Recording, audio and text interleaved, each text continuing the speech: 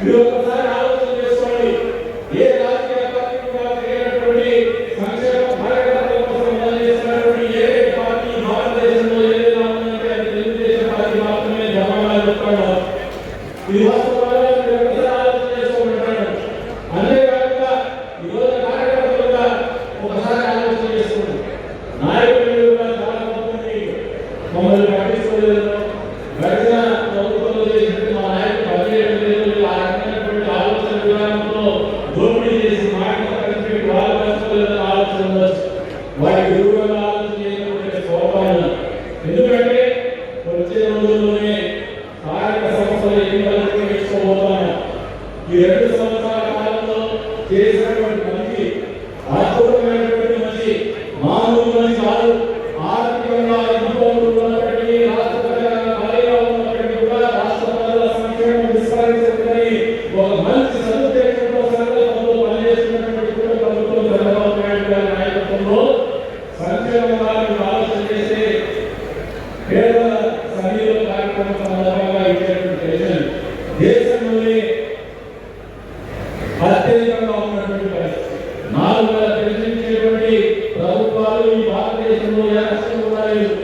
6,000 రూపాయల పెన్షన్ ఇచ్చేటువంటి ప్రభుత్వాలు ఈ భారతదేశంలో ఎక్కడ లేవు. 15,000 రూపాయలు డబ్బులు ఇచ్చేటువంటి పెన్షన్ రూపాయలు ఇచ్చేటువంటి ప్రభుత్వాలు కూడా ఈ భారతదేశంలో ఎక్కడ లేవు. అంతేకాకుండా ఏడాది ప్రాంతంగా మారినటువంటి ఈ సత్యసాయి జిల్లాకి కృష్ణా నది జలాలు తీసుకురావడం అనేది ఒక అద్భుతమైనటువంటి కళ. ఎవరు కూడా నమ్మశక్యం కానటువంటి కార్యక్రమం ఇది. దీన్ని ఆలోచన చేసేది మనస్ఫూర్తిగా మొదలుపెట్టేది స్వర్గీయ నందమూరి తారక రామారావు అయితే దాన్ని సాకారం చేసి ఈ రోజున ఈ జిల్లాలో చెరువుల్లో కృష్ణా నది జలాలను ఎండాకాలంలో కూడా చూపించగలిగినటువంటి కార్యక్రమానికి వాస్తవ రూపంలో తీసుకొచ్చినటువంటి ఘనత చంద్రబాబు నాయుడు గారికి దక్కుతుంది. ఇవన్నీ చేసిన తర్వాత మామూలుగా మనుషులు భగవంతుడు సమర్పించాడో వరించాడో బతుకులేదు. మామూలు ఒక కష్టం నుంచి బయటకు వచ్చిన తర్వాత కష్టం మర్చిపోతే చేసినటువంటి మేలు మర్చిపోతున్నారు.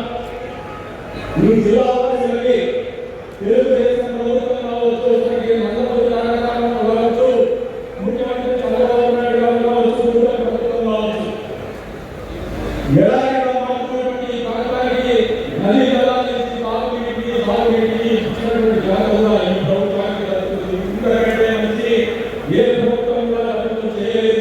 ఉదాహరణ చెప్తాను. గడిచిన 5 సంవత్సరాల కాలం అన్ని పూర్తి చేసేసి మెయిన్ కార్యక్రమాల ద్వారా నీళ్ళు తీసుకోవాలంటే జలదీక్ష